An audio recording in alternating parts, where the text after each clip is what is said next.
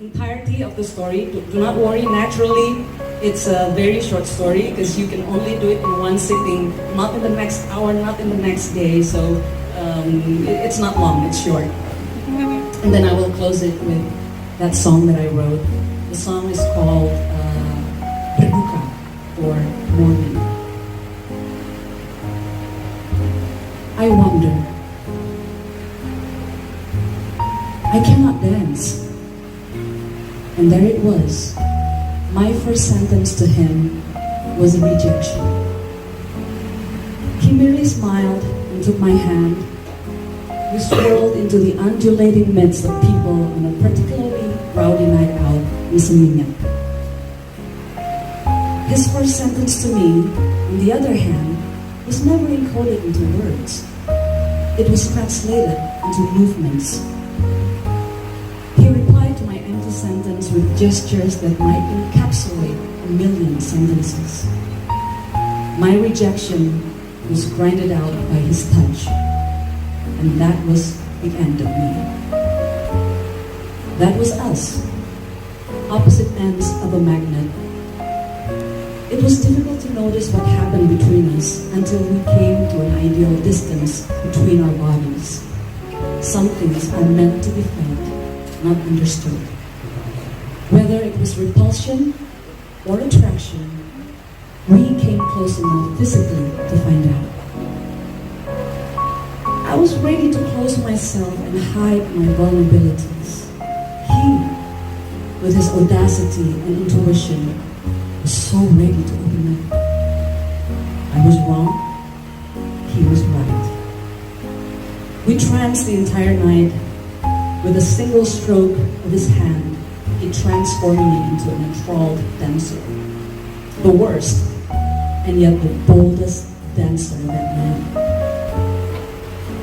What did you actually see in me? I asked years later. He smiled again. A smile I knew well. A smile that symbolized the process of thought. When storm of concepts become entangled with emotions and words, only to finally settle into a precise set of words that formed an answer. I don't know. He replied. I knew it. Faced with words, he was not a patient man. He preferred actions, movements, touches, even ravings. Anything to escape the unbidden hell of words and sentences. Write me a letter, please. Just once, I said a year ago after he asked what I wanted for my birthday. He laughed and shook his head. Ask me for something else, he said.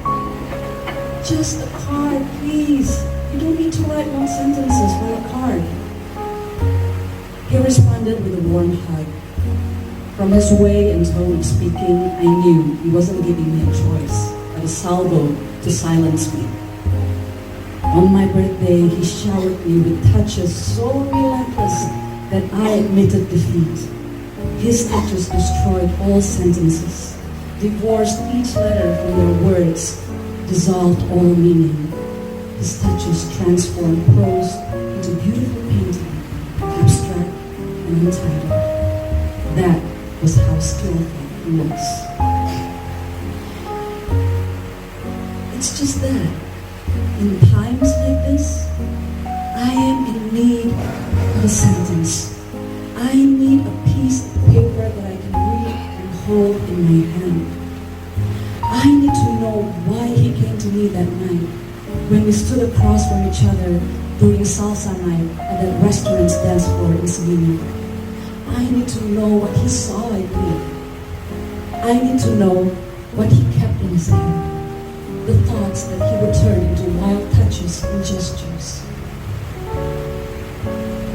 When life left his body, stopping all dances, ending all touches, silencing all utterances, I need my clarity.